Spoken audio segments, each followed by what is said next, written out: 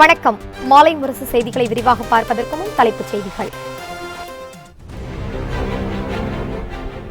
நோன்பு காலத்தில் தேர்தல் நடத்தப்பட்டால் வாக்குப்பதிவு குறையும் என அரசியல் கட்சி தலைவர்கள் கருத்து. ரமலான் மாதம் முழுவதும் தேர்தல் நடத்தாமல் இருக்க முடியாது என தேர்தல் ஆணையம் கருத்து. தேர்தல் நடத்தை விதிகளின்படி தனி விமானத்தை தவிர்த்த மத்திய அமைச்சர் நிர்மலா சீதாராமன் அரசு காரில் செல்லாமல் கட்சியினரின் காரில் விமான நிலையத்துக்கு சென்றதாக தகவல். அதிமுக சார்பில் சட்டமன்ற தொகுதி இடைத்தேர்தலில் போட்டியிட மார்ச் 13 விருப்ப மனு.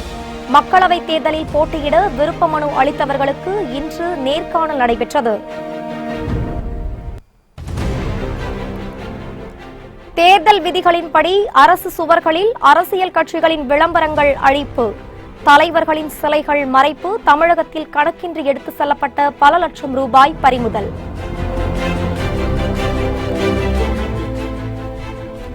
கேப்டனாக இருந்து சிப்பந்தியாக மாறி சின்னாபின்னமானவர் விஜயகாந்த். ப. சிதம்பரத்தின் மகன் கார்த்தி சிதம்பரம் ட்விட்டரில் கடும் தாக்கு.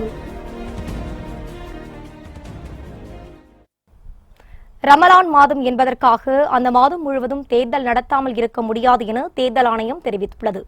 இஸ்லாமியர்கள் நோன்பிருக்கும் புனித ரமலான் மாதம் இந்த ஆண்டில் மே 6 தொடங்கி ஜூன் 4 அன்று முடிவடைகிறது.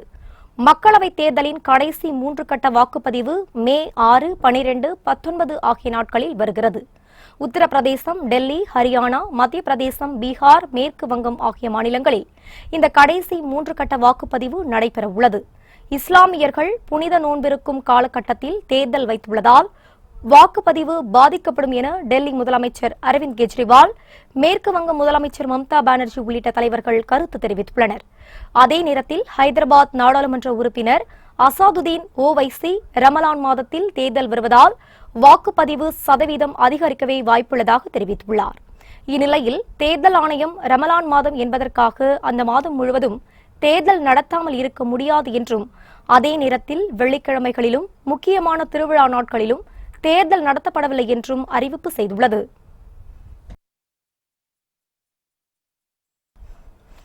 தேர்தல் நடத்தை விதிமுறைகள் அமலில் வந்ததை அடுத்து பாதுகாப்புத்துறை அமைச்சர் நிர்மலா சீதாராமன் டெல்லிக்கு தனி விமானத்தை தவிர்த்துவிட்டு பயணிகள் விமானத்தில் சென்றார்.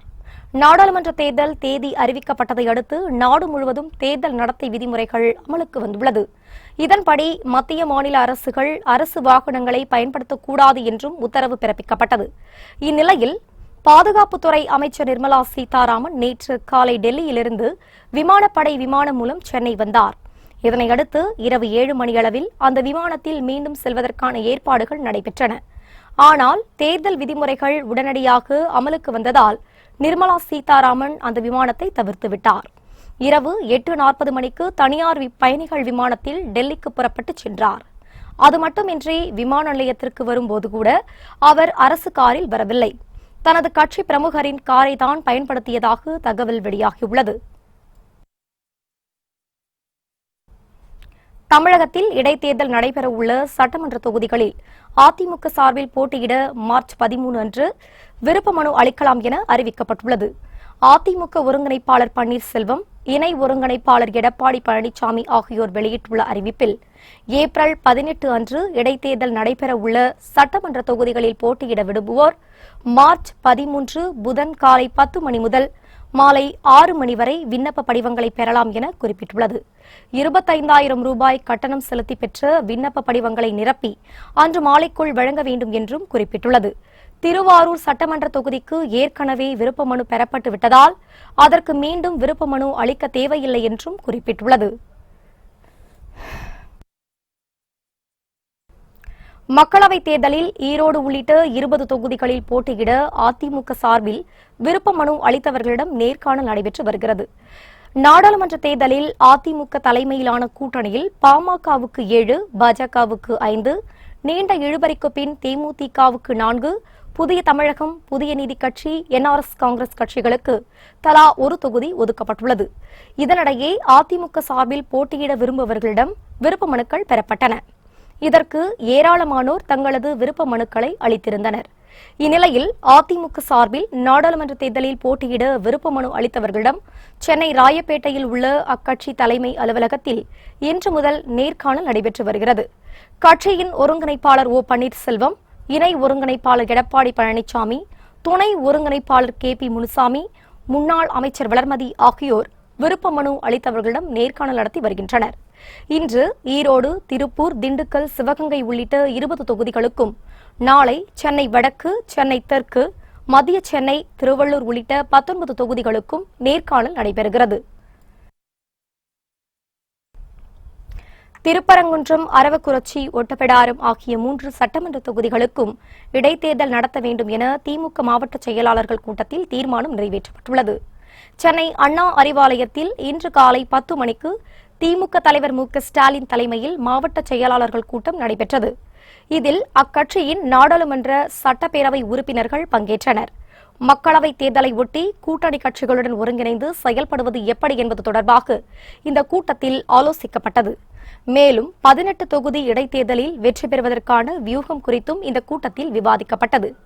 மேலும் திருப்பரங்குன்றம், அரவக்குறிச்சி, ஒட்டப்பிடாரம் ஆகிய 3 தொகுதிகளுக்கு இடைத்தேர்தல் நடத்த வேண்டும் எனவும் கூட்டத்தில் தீர்மானம் நிறைவேற்றப்பட்டுள்ளது. மேலும் 3 தொகுதிகளில் தேர்தல் நடத்தப்படாததற்கு கூறும் காரணங்கள் அடிப்படை ஆதாரமற்றது என விளக்கமளித்துள்ள திமுக, ஆணையம் தேர்தல் நடத்த முன்வராவிட்டால் நீதிமன்றம் மூலம் தீர்வு காணப்படும் என்றும் தெரிவித்துள்ளது. நியாயமாக பார்த்தால் தமிழகத்திலே 21 தொகுதிகளில் இடைத்தேர்தலை நடத்த வேண்டிய ஒரு நிலை.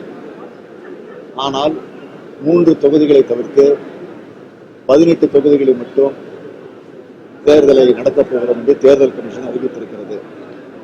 ஒட்டப்பிடாரம், அரவாக்குறிச்சி, திருப்பரங்குன்றம் இந்த தொகுதிகளில் தேர்தல் நிறுத்தி வைக்கப்பட்டிருக்கிறது. அதற்கு என்ன காரணம் என்பதை இங்கிருக்கக்கூடிய தேர்தல் கமிஷனும் சொல்லியிருக்கிறது. வழக்கை காரணமாக சொல்லியிருக்கிறார்கள். வழக்கு நடந்தால் தேர்தல் நடத்தக்கூடாது என்பது மரபல்ல. ஏனென்றால் நான் கேட்க விரும்புவது ஸ்டே கொடுக்கல, தடை உத்தரவு போடல. ஆக இந்த நிலையில அந்த 3 தொகுதிகளுக்கு தேர்தலை நிறுத்த வேண்டிய அவசியம் என்ன? இதுல ஒரு உள்நோக்கம் இருக்கிறது என்பது தெளிவாக தெரிகிறது. அதனால எங்களுடைய நாடாளுமன்ற உறுப்பினர்கள் தேர்தல் கமிஷனத்துல, தலைமை தேர்தல் கமிஷனத்துல நேரம் கேட்டிருக்கிறாங்க. இன்றோ அல்லது நாளையோ நேரம் ஒதுக்கி தருவதாக சொல்லி இருக்கிறார்கள். அப்பொழுது எங்களுடைய நாடாளுமன்ற உறுப்பினர் சிவா அவர்களும் PK செல்வன் அவர்களும் சென்று எங்களுடைய கோரிக்கையை மனுவாக வழங்க இருக்கிறார்கள். ஆக அவர்கள் மூலமாக நியாயம் கிடைக்கும் என்று எதிர்பார்க்கிறோம். இல்லை என்று சொன்னால் நாங்கள் உயர்நீதிமன்றத்தை, தேவைப்பட்டால் உச்சநீதிமன்றத்தையும் நாங்கள் நாடுவதற்கு முடிவு செய்திருக்கிறோம். தேமுதிக நிறுவனர் விஜயகாந்த் கேப்டனாக இருந்து சிப்பந்தியாக மாறி சின்னாபின்னமானவர் என ப. சிதம்பரத்தின் மகன் கார்த்தி சிதம்பரம் கடுமையாக விமர்சித்துள்ளார். அதிமுக கூட்டணியில் நீண்ட இழுபறிக்கு பின்னர் தேமுதிக இணைந்தது. அந்த கட்சிக்கு 4 தொகுதிகள் ஒதுக்கீடு செய்யப்பட்டுள்ளது. இதற்கான கூட்டணி ஒப்பந்தம் ஓ பன்னீர்செல்வம், விஜயகாந்த் முன்னிலையில் கையெழுத்தானது. இந்நிலையில் தேமுதிக தலைவர் விஜயகாந்தை ப. சிதம்பரத்தின் மகன் கார்த்தி சிதம்பரம் ட்விட்டரில் கடுமையாக விமர்சித்துள்ளார். கார்த்தி சிதம்பரம் தனது ட்விட்டரில், கேப்டனாக இருந்து சிப்பாயாய் மாறி சிப்பந்தியாய் மாறி சின்னாபின்னமானவர்தான் நம்ம விஜயகாந்த் என பதிவிட்டுள்ளார்.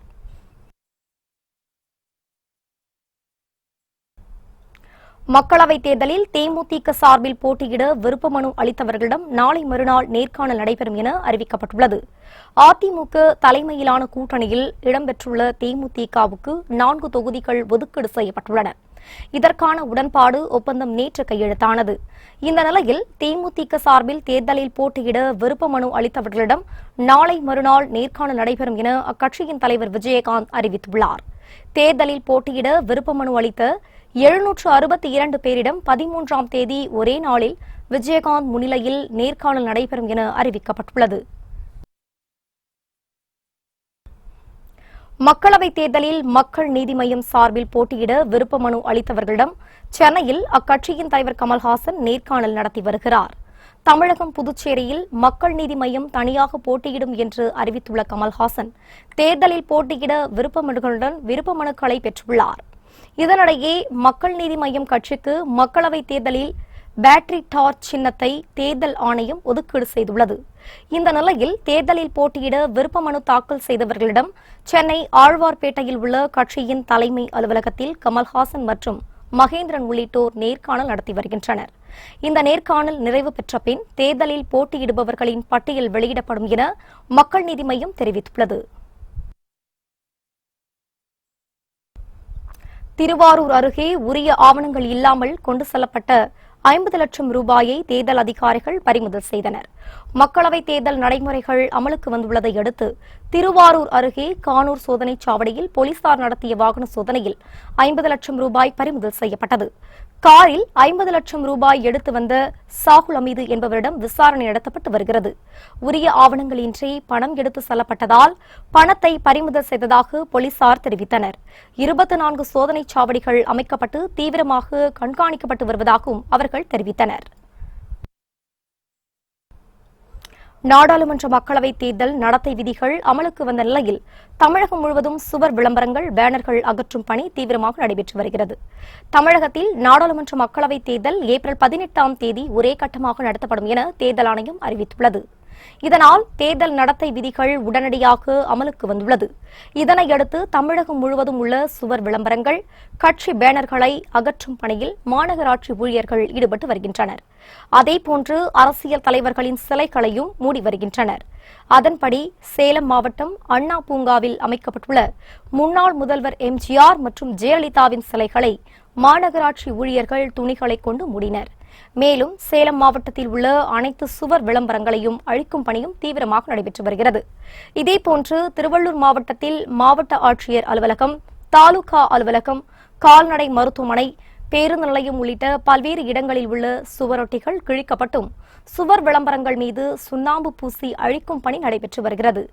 ஈரோடு மாவட்டம் சத்தியமங்கலம் பகுதியில் மாநகராட்சி, நகராட்சி, பேரூராட்சி, கிராம ஊராட்சி மன்ற சுவர்களில் எழுதப்பட்டிருந்த கட்சி விளம்பரங்கள் மற்றும் அரசியல் தலைவர்களின் படங்களை அழிக்கும் பணியில் நகராட்சி பணியாளர்கள் தீவிரமாக ஈடுபட்டு வருகின்றனர்.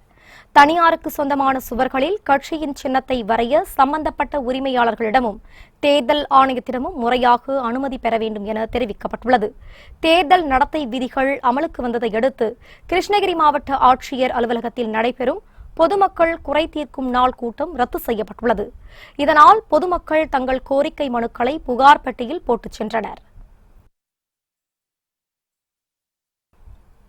தேர்தல் பிரச்சார கூட்டத்தில் பங்கேற்க காங்கிரஸ் தலைவர் ராகுல் காந்தி நாளை மறுநாள் தமிழகம் வருகிறார். அவருடைய பயணம் குறித்த விவரங்களை இப்போது பார்க்கலாம். தமிழகத்தில் மக்களவைத் தேர்தலுக்காக திமுக, காங்கிரஸ் கூட்டணி வைத்துள்ளது. இதற்கான பிரச்சார கூட்டம் வரும் 13ஆம் தேதி கன்னியாகுமரியில் நடைபெறுகிறது. இந்த பிரச்சார கூட்டத்தில் காங்கிரஸ் தலைவர் ராகுல் காந்தி பங்கேற்கிறார். இதற்காக நாளை மறுநாள் டெல்லியில் இருந்து விமானம் மூலம் சென்னைக்கு வருகிறார். காலை 11:20 மணி முதல் பகல் 2:20 மணி வரை ராகுல் காந்தி சென்னையில் தங்கியிருக்கிறார். அப்போது திமுக தலைவர் ஸ்டாலின், காங்கிரஸ் நிர்வாகிகள் உள்ளிட்டோரை சந்தித்து ஆலோசிப்பார் என எதிர்பார்க்கப்படுகிறது. இதனையடுத்து 2:20 மணிக்கு தனி விமானம் மூலம் கன்னியாகுமரிக்கு புறப்பட்டு செல்லும் ராகுல் மாலையில் அங்கு நடக்கும் பிரச்சார கூட்டத்தில் பங்கேற்று உரையாற்றுகிறார்.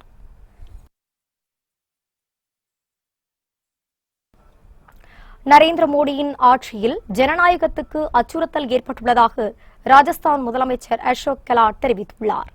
ராஜஸ்தான் தலைநகர் ஜெய்ப்பூரில் அசோக் கெலாட் செய்தியாளர்களிடம் பேசினார்.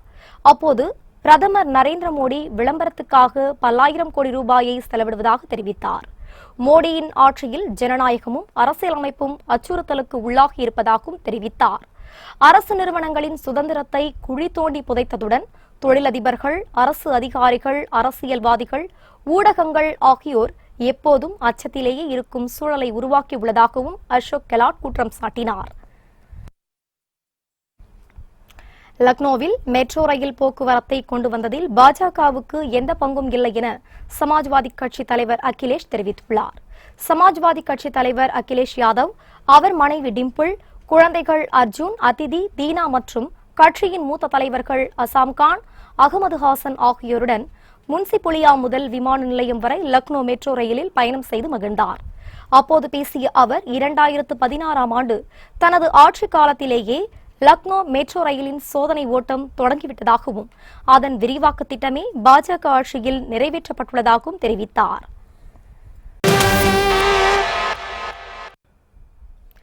நாடாளுமன்ற மக்களவைத் தேர்தலை ஒட்டி மாநில காவல்துறை சார்பில் சென்னையில் தேர்தல் கட்டுப்பாட்டு அறை திறக்கப்பட்டுள்ளது. தமிழகத்தில் நாடாளுமன்ற மக்களவைத் தேர்தல் ஏப்ரல் 18ஆம் தேதி நடத்தப்படும் என தலைமை தேர்தல் ஆணையம் அறிவித்துள்ளது. தேர்தல் நடத்தை விதிகள் அமலுக்கு வந்துள்ள நிலையில் மாநில காவல்துறை சார்பில் சென்னையில் தேர்தல் கட்டுப்பாட்டு அறை திறக்கப்பட்டுள்ளது. சென்னை மயிலாப்பூரில் உள்ள டிஜிபி அலுவலகத்தில் ஐஜி சேஷசாயி தலைமையில் 40 பேர் அடங்கிய தேர்தல் கட்டுப்பாட்டு அறை செயல்பட தொடங்கியுள்ளது. இதேபோல் சென்னை காவல் ஆணையரகத்தில் கூடுதல் துணை ஆணையர் ரவி தலைமையில் 30 பேர் கொண்ட கட்டுப்பாட்டு அறை செயல்பட தொடங்கியுள்ளது. தேர்தல் விதி மீறல்கள் குறித்தும் வேட்பாளர்கள் குறித்தும் வாக்காளர்கள் இந்த கட்டுப்பாட்டு அறையை தொடர்பு கொண்டு புகார் தெரிவிக்கலாம் என காவல்துறை சார்பில் தெரிவிக்கப்பட்டுள்ளது. சென்னையில் 3754 வாக்குச்சாவடிகள் உள்ளது என்றும் இதில் ஒரு தொகுதிக்கு 3 பறக்கும் படை அமைக்கப்பட்டு 24 மணி நேரமும் கண்காணிப்பு பணியில் ஈடுபடுத்தப்படுவார்கள் என மாவட்ட தேர்தல் அதிகாரி பிரகாஷ் தெரிவித்துள்ளார். நாடாளுமன்ற மக்களவைத் தேர்தல் மற்றும் இடைத்தேர்தல் ஏற்பாடுகள் மற்றும் விதிமுறைகள் அமல்படுத்துவது தொடர்பாக சென்னை மாநகராட்சி அலுவலகத்தில் ஆலோசனைக் கூட்டம் நடைபெற்றது. இதில் காவல்துறை அதிகாரிகள், தேர்தல் நடத்தும் அதிகாரிகள், சிறப்பு பறக்கும் படையினர் மற்றும் அனைத்து கட்சி பிரதிநிதிகள் உள்ளிட்டோர் கலந்து கொண்டனர். கூட்டத்திற்கு பின் மாவட்ட தேர்தல் அதிகாரி பிரகாஷ் செய்தியாளர்களை சந்தித்தார். அப்போது அவர் 24,000 பேர் தேர்தல் அதிகாரிகளாக நியமிக்கப்பட்டுள்ளதாக கூறினார். இந்த பறக்கும் படை, ஃப்ளையிங் ஸ்குவாட்னு சொல்லப்படக்கூடிய பறக்கும் படை ஒரு சட்டமன்ற தொகுதிக்கு 24/7 ஷிஃப்டில் 3 பறக்கும் படை அமைச்சிருக்கிறோம். 8 hours shift.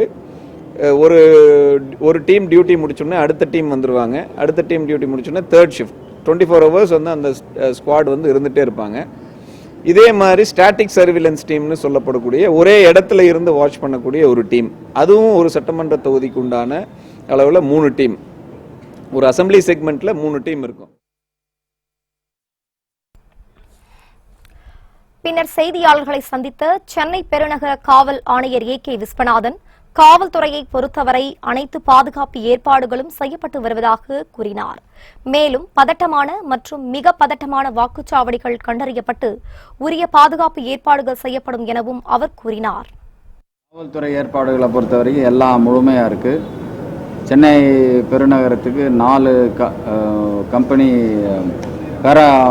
Central paramilitary force கொடுத்துருக்காங்க. 4 ஜோன், 4 ஜாயின்ட் கமிஷனருக்கு ஒவ்வொருத்தருக்கும் ஒரு கம்பெனி பேராமிலிட்டரி ஃபோர்ஸ் கொடுத்து ஏரியா டாமினேஷனுக்காக பயன்படுத்துகிறோம். சென்னை பெருநகரத்தில் இருக்கிற மொத்த காவல் அதிகாரிகளும் காவல் ஆளுநர்களும் இதற்காக பயன்படுத்தப்பட்டிருக்கிறார்கள். இதில் குறைபாடு அப்படிங்கிறது இல்லை, போதுமான அளவு காவல்துறையினர் இருக்கிறாங்க. நிர்மலா தேவியை நாளை நீதிபதிகள் முன் ஆஜர்படுத்த வேண்டும் என காவல்துறைக்கு உயர்நீதிமன்ற மதுரை கிளை உத்தரவிட்டுள்ளது. கல்லூரி மாணவிகளை தவறான பாதைக்கு அழைத்த விவகாரத்தில் பேராசிரியை நிர்மலா தேவி கடந்த ஆண்டு ஏப்ரல் மாதம் கைது செய்யப்பட்டார். இந்த வழக்கை சிபிஐ விசாரணைக்கு மாற்றக்கோரி சுகந்தி என்பவர் தொடர்ந்த வழக்கு இன்று நீதிபதிகள் கிருபாகரன், சுந்தர் ஆகியோர் அடங்கிய அமர்வு முன்பு விசாரணைக்கு வந்தது. அப்போது நிர்மலா தேவியை ஓராண்டு வரை ஏன் சிறையில் வைத்துள்ளீர்கள் என நீதிபதிகள் கேள்வி எழுப்பினர். இதற்கு தமிழக அரசு சார்பில் பதிலளித்த வழக்கறிஞர், நிர்மலா விவகாரம் தொடர்பான எங்கள் தரப்பு வாதங்கள் நிறைவு பெற்றுவிட்டதாக தெரிவித்தார். இதனை கேட்ட நீதிபதிகள் நிர்மலா தேவியை நாளை ஆஜர்படுத்த வேண்டும் என காவல்துறைக்கு உத்தரவிட்டனர். மேலும் அவருடைய ஜாமீன் வழக்குகளும் நாளை விசாரிக்கப்படும் என்றும் தெரிவித்தனர். விருதுநகர் மகளிர் நீதிமன்றத்தில் மட்டுமே இதுவரை ஆஜராகி வந்த நிர்மலா நாளை மதுரை நீதிமன்றத்தில் ஆஜராக உள்ளார் என்பது குறிப்பிடத்தக்கது. சித்திரை திருவிழா நாளான ஏப்ரல் 18ஆம் தேதி வாக்குப்பதிவு நடத்த முடியுமா என்பது குறித்து மதுரை மாவட்ட தேர்தல் அதிகாரி அறிக்கை தாக்கல் செய்ய தமிழக தலைமை தேர்தல் அதிகாரி சத்யபிரதா சாஹூ உத்தரவிட்டுள்ளார். தமிழகத்தில் ஏப்ரல் 18ஆம் தேதி ஒரே கட்டமாக மக்களவைத் தேர்தலும் 18 தொகுதிகளுக்கான தேர்தலும் நடைபெறும் என தலைமை தேர்தல் ஆணையர் சுனில் அரோரா அறிவித்துள்ளார். அதே சமயத்தில் லட்சக்கணக்கானோர் பங்கேற்கும் மதுரை சித்திரை திருவிழா நடைபெறுகிறது. ஏப்ரல் 18ஆம் தேதி சித்திரை திருவிழாவின் முக்கிய நிகழ்வான கள்ளழகர் வைகை ஆற்றில் இறங்கும் நிகழ்ச்சி நடைபெறுகிறது. அன்றைய தினம் தேர்தல் தேதி அறிவிக்கப்பட்டுள்ளது தமிழக மக்களிடையே அதிருப்தியை ஏற்படுத்தியுள்ளது. இதனையடுத்து தமிழகத்தில் தேர்தல் நடைபெறும் தேதியை மாற்ற வேண்டும் என்ற கோரிக்கை வலுத்து வருகிறது. இது தொடர்பாக செய்தியாளர்களிடம் பேசிய தமிழக தலைமை தேர்தல் அதிகாரி சத்யபிரதா சாஹூ, இந்த விவகாரம் தேர்தல் ஆணையத்தின் கவனத்திற்கு வந்துள்ளதாகவும் இது தொடர்பாக ஆணையம் பரிசீலித்து வருவதாகவும் தெரிவித்துள்ளார். இதனைத் தொடர்ந்து சித்திரை திருவிழா நாளில் தேர்தல் நடத்த முடியுமா என்பது தொடர்பான விவரங்களை அறிக்கையாக இன்றே அனுப்ப வேண்டும் என மாவட்ட தேர்தல் அதிகாரிக்கு சத்யபிரதா சாஹூ உத்தரவிட்டுள்ளார். மதுரை மாவட்ட ஆட்சித்தலைவர் 19 ஏப்ரல் அது ஒரு லோக்கல் ஹாலிடே இருக்கும், அது இன்ஃபர்மேஷன் கொடுத்துருந்தாங்க. அதுபடி நாங்கள் எலெக்ஷன் கமிஷனுக்கு ஏற்கனவே தகவலெல்லாம் கொடுத்துருந்தோம். இப்போ நீங்கள் ப்ரெஸ்ல எல்லாம் கேட்டிருக்கீங்க, அது மாதிரி மதுரையில் ஒரு பெரிய திருவிழா நடக்க போகுது. ஸோ மாவட்ட ஆட்சித்தலைவர்கிட்ட நம்ம அதுக்கு ரிப்போர்ட் கேட்டிருக்கோம். அந்த ரிப்போர்ட் வந்த பிற்பாடு